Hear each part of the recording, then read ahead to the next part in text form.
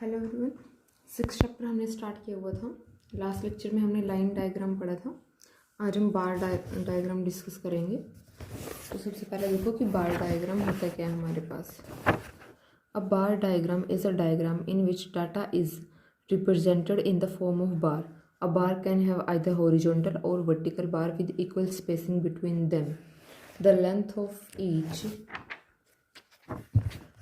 bar is proportional to the value it represents. The width of the bar does not convey any meaning and is taken according to our convenience. तो इन्होंने क्या कहा है यहाँ पे कि हमारे पास बार क्या होते हैं कि हम ब्लॉक से बना देते हैं, ठीक है, जिनकी जो लेंथ है वो हमारे डाटा के अकॉर्डिंग होते हैं और ब्रेथ का कोई मीनिंग नहीं होता. सेकेंड इन्होंने बताया कि हमारे पास हॉरिजॉन्टल बार भी हो सकता है, वर्टिकल बार भी हो सकता है, किसी भी तरह से आप ड्रा कर सकते हो अकॉर्डिंग टू योर कन्वीनियंस, ठीक है. और नेक्स्ट इन्होंने कहा कि कंस्ट्रक्ट कैसे करते हैं. तो कंस्ट्रक्ट करने के लिए सबसे पहले क्या है हमारे पास कि हम एक हॉरिजॉन्टल लाइन ड्रॉ करते हैं और एक वर्टिकल लाइन ड्रॉ करते हैं.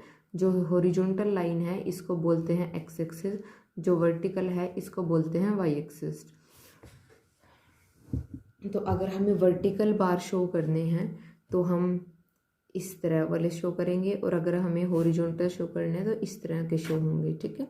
इनका if the bar are drawn on horizontal line then scale of height is the bar of y-axis, and if the bar are drawn on a vertical line then the scale of height is bar is shown along x-axis, ठीक है. तो आगे इन्होंने कहा है कि हमें कुछ पॉइंट है जो दिमाग में रखने चाहिए बार डायग्राम बनाते टाइम पे.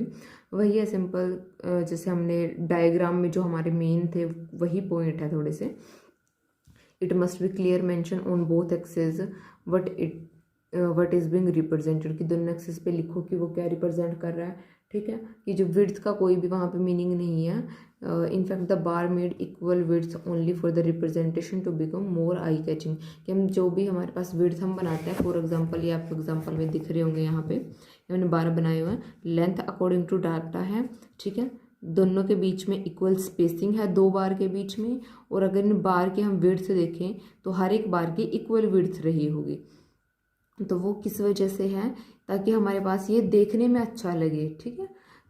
तो वो उसको अट्रैक्टिव बनाने के लिए किया गया कि एक बार को मान लो कि आप इतना मोटा कर रहे हो, दूसरे को आप इस तरह का कुछ बना रहे हो तो वो अच्छा नहीं लगता है, ठीक है. बस यही एक रीज़न है. तो इन्होंने कहा कि जो गैप है बार के बीच में वो थ्रू आउट यूनिफॉर्म होना चाहिए. बार में भी आइदर हॉरिजॉन्टल और वर्टिकल, ठीक है. हम वर्टिकल प्रेफर करते हैं क्योंकि वो थोड़े हमारे पास अच्छा लुक देते हैं, ठीक है, कि देखने में थोड़े अट्रैक्टिव लगते हैं इस वजह से. तो इन्होंने कहा कि हमें सूटेबल स्केल पहले हमें सोचना पड़ेगा कि लेंथ ऑफ बार को ड्रा करने के लिए कि हम जो यहाँ पे ये हमारे पास जो स्केल है ये कितने गैप का रखे वो भी पहले सोच के चलो, ठीक है, कि यहाँ पे हमारा डाटा प्रॉपरली आ जाएगा. नेक्स्ट है in case of large quantities the length of bar is scale down, कि अगर लार्ज क्वांटिटी हो तो जो लेंथ है हम उसको स्केल डाउन कर देंगे, यहाँ पे गैप दे देंगे, ठीक है, नीचे स्केल डाउन का. नेक्स्ट हमारे पास एग्जांपल इस पे बेस्ड हमें इन पॉपुलेशन के लिए बार डायग्राम बनाना है. तो हमारे पास 1921 से 2001 की हमें क्या दी हुई पॉपुलेशन दी हुई है इन मिलियंस में. तो हम क्या करेंगे इसका बार डायग्राम ड्रा करने के लिए. सबसे पहले तो हमें एक हॉरिजॉन्टल एक्सिस ड्रॉ करना है, x axis, then vertical draw करना है. अब हमारे पास जो डाटा है वो थोड़ा मिक्सअप फॉर्म में दिया हुआ है, लेकिन रेंज आप देख सकते हो कि 1000 गया है और मिनिमम रेंज 250 है, ठीक है. तो हम यहाँ से स्टार्ट करेंगे 0 से 50, क्योंकि हर एक जो इंच का अगर हम लें हर एक सेंटीमीटर का गैप सेम होना चाहिए ना, तो इसलिए 0 से 50 देन 52 150 देन 250. ये हम क्यों कर रहे हैं, क्योंकि हमारे पास ताकि यहाँ पे जो ये डिफरेंस है ये सेम हो जाए, ठीक है. तो पहले हमने 50 कर लिया, देन उसके बाद 150. ये हमने यहाँ पे थोड़ा चेंजेस वजह से कर दिया क्योंकि यहाँ पे इसका कोई यूज़ नहीं था यहाँ वाले का. यहाँ पे तो हमें कोई डाटा दिया ही नहीं हुआ है, ठीक है, तो इसका कोई फ़र्क नहीं पड़ेगा.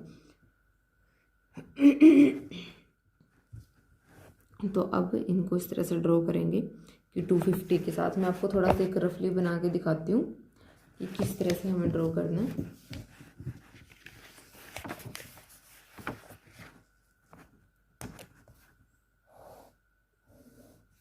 यहाँ पे मान लो हमारा 250 है, ठीक है. तो पहले हम लेंथ लेके चलो, सॉरी विड्थ लेके चल लो, ठीक है, कि इतने विड्थ में मैंने ड्रॉ करना है और इतने का देना है गैप. तो 250 है, ये 251 है, तो जस्ट यहीं पे लगाओ मार्क स्केल के साथ, इस तरह से मेज़र करके इसको इस तरह से ज्वाइन करो, देन वर्टिकली ज्वाइन कर दो।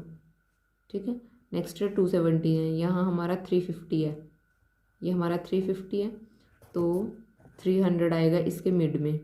हमें जाना है 279 पे, तो वो इससे थोड़ा सा हल्का सा नीचे गया होगा, तो इसको यहाँ पे मिला दो। ठीक है,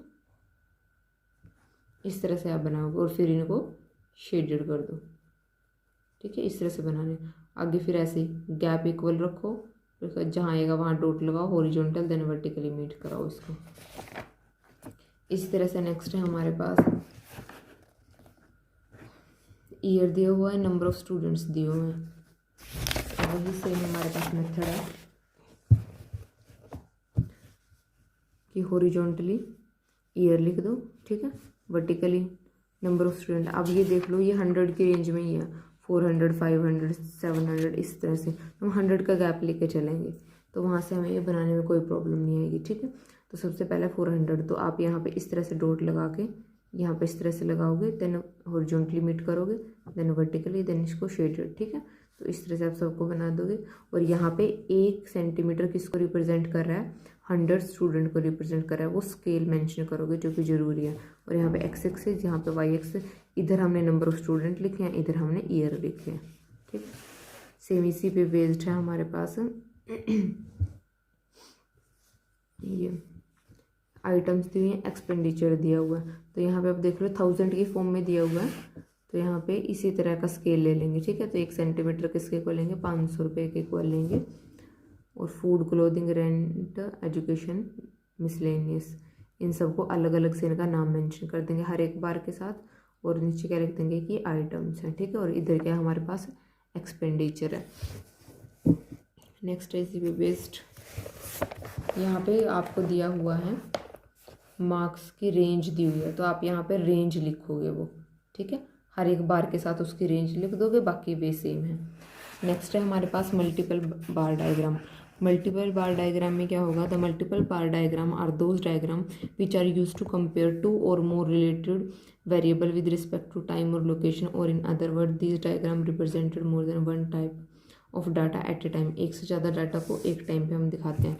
अब जैसे कि हमारे पास यहाँ एग्जाम्पल में दिया हुआ है, प्रोडक्शन दी हुई है इन ईयर में, लेकिन प्रोडक्शन एक चीज़ की नहीं 2 चीज़ की दे दी है हमें, राइस और वीट की। तो इसमें करना कुछ नहीं है, इसमें एक जगह पे हमें 2 बार डायग्राम बनाने हैं और दोनों की हम शेडिंग अलग करते हैं। तो हमारे पास मेन चीज़ है दोनों को डिफरेंशिएट करने के लिए। ठीक है, कि 2015 में राइस कितना था, वीट कितना था, दोनों को अलग अलग ड्रॉ कर दो, फिर गैप दो।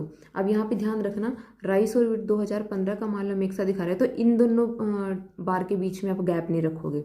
जब हम उससे अलग डाटा रिप्रेजेंट कर रहे हैं उसके बाद हम स्पेसिंग देंगे। ठीक है, अब 2015 के बारे में 2 चीज़ें दी थी, तो दोनों को एक साथ दिखाएंगे।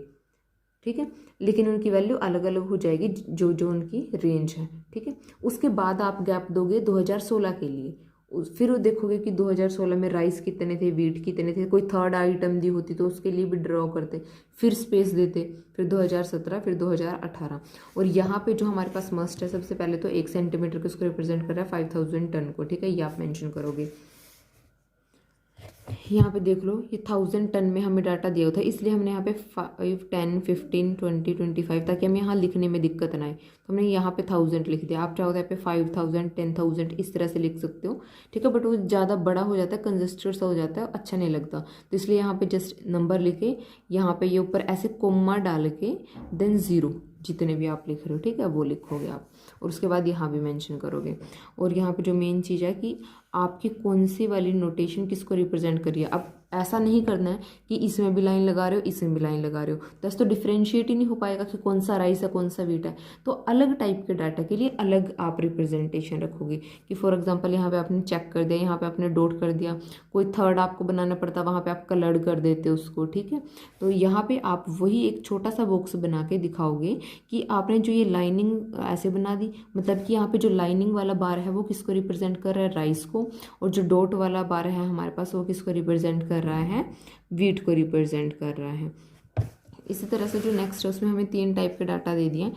इनकम दी है फार्म ए बी सी की 2 ईयर में। तो वही जैसे कि मैंने आपको बताया कि हम यहाँ पे 2017 में 3 फार्म की दी है, तो आप 3 बार डायग्राम बनाओगे ऐसे 18 में, ठीक है। और उनकी जो रिस्पेक्टिव वैल्यू है कि 2017 में 16 पे फार्म ए था, 30 पे फार्म बी था और 40 पे फार्म सी था। ऐसे 2018 में 12 पे क्या था, फार्म ए था, ये बी था, ये सी था। और इधर अगर मान लो फार्म ए को आप किससे रिप्रेजेंट कर रहे हो, लाइन से, तो दोनों के अंदर जो फार्म ए वाला बार है हमारे पास उसमें लाइन आएंगी स्ट्रेट वाली। नेक्स्ट फार्म बी को हम किससे रिप्रेजेंट कर रहे हैं, डॉट से। तो दोनों के जो बार डायग्राम आएंगे दोनों जगह पे आप क्या डालोगे, डॉट डालोगे। और इसमें आप ये थोड़ी टेढ़ी वाली लाइन इस तरह से इन्होंने ड्रॉ की हुई है। आपको कलर वगैरह कुछ यूज़ करना है तो कलर इसमें डाल सकते हो। वैसे कलर पे आपको ज़्यादा मेहनत लगेगी, इस तरह से ठीक है कि कुछ और शेडेड कर दो, ठीक है। ऐसे बॉक्स बना के उसको पूरा ऐसे ऐसे फिल कर दो। तो वो वाली किसकी हो जाएगी, फार्म सी की। और जो सेकेंड पॉइंट मैंने ध्यान से बताया था आपको कि एक जगह के डाटा में स्पेसिंग नहीं देनी है, दूसरी जगह जब पहुंचोगे तब स्पेसिंग देनी है। 2017 के बारे में 3 चीज़ें बताई थी तो तीनों एक साथ आएंगी, ठीक है। ऐसे नहीं है कि ये अलग बना दी फिर गैप दिया फिर गैप दिया, ऐसे नहीं करना है, इस चीज़ का ध्यान रखना, ठीक है। आगे सब डिवाइडेड बाय डायग्राम, इसको नेक्स्ट लेक्चर में करेंगे।